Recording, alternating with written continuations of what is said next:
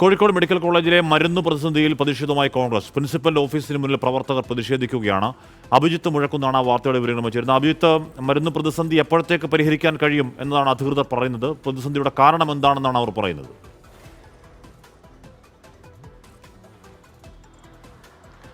ഹാഷ്മി, അക്കാര്യത്തിൽ ഒരു തീരുമാനത്തിലേക്ക് അധികൃതർ എത്തിയിട്ടില്ല. ഇത് പ്രതിസന്ധി പരിഹരിക്കപ്പെടണമെങ്കിൽ ഈ തുക, കുടിശ്ശികയായ 90 കോടിയിലധികം തുക ഇവർക്ക് കൊടുക്കണം, വിതരണക്കാർക്ക് കയ്യിൽ ലഭിക്കേണ്ടതുണ്ട്. പക്ഷേ അതെപ്പോൾ കൊടുക്കുമെന്നത് ബന്ധപ്പെട്ട ഒരു ചർച്ച പോലും ഇതുവരെ നടന്നിട്ടില്ല എന്നുള്ളൊരു പരാതിയാണ് വിതരണക്കാർ ഉന്നയിക്കുന്നത്. കഴിഞ്ഞ 10-ാം തീയതി മുതലാണ് മെഡിക്കൽ കോളേജിലേക്കുള്ള മരുന്ന് വിതരണം വിതരണക്കാർ അവസാനിപ്പിച്ചത്. 9 മാസത്തെ കുടിശ്ശിക അവർക്ക് ലഭിക്കാനുണ്ട്. അതിൽ 5 കോടിയോളം രൂപ അവർക്ക് കഴിഞ്ഞ ദിവസം നൽകിയിരുന്നു. പക്ഷേ അതുകൊണ്ടൊന്നുമാകില്ല എന്ന നിലപാടിലാണ് വിതരണക്കാരുള്ളത്. അവർക്ക് ഭീമമായ തുക ലഭിക്കാനുണ്ട്. അത് ലഭിച്ചാൽ മാത്രമേ തങ്ങൾക്ക് മരുന്ന് വിതരണം പുനരാരംഭിക്കാൻ കഴിയൂ എന്നുള്ളൊരു നിലപാടിലാണ് അവർ ഇപ്പോഴും നിൽക്കുന്നത്. പ്രതിഷേധവുമായി ഇന്നലെ യൂത്ത് ലീഗ് പ്രതിഷേധം നടത്തി. ഇന്നിപ്പോൾ കോൺഗ്രസിൻ്റെ പ്രതിഷേധം അവിടെ നടന്നു. പക്ഷേ ഇതിലൊന്നും ഒരു പ്രതിസന്ധിക്ക് ഒരു പരിഹാരം ഉണ്ടാകുന്നില്ല എന്നുള്ളത് തന്നെയാണ് യാഥാർത്ഥ്യം. ന്യായവില മെഡിക്കൽ ഷോപ്പിലെയൊക്കെ മരുന്നുകൾ ഏതാണ്ട് തീർന്നിട്ടുണ്ട്.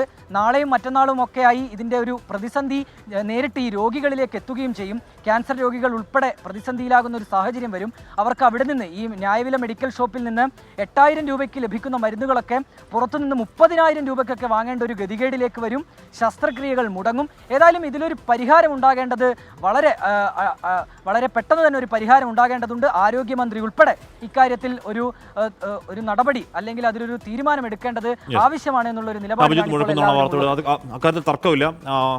ആ പ്രതിസന്ധി വളരെ പെട്ടെന്ന് പരിഹരിക്കട്ടെ. അതിന് പ്രതിഷേധം കാരണമാകുമെങ്കിൽ ആ പ്രതിഷേധം നല്ലത്.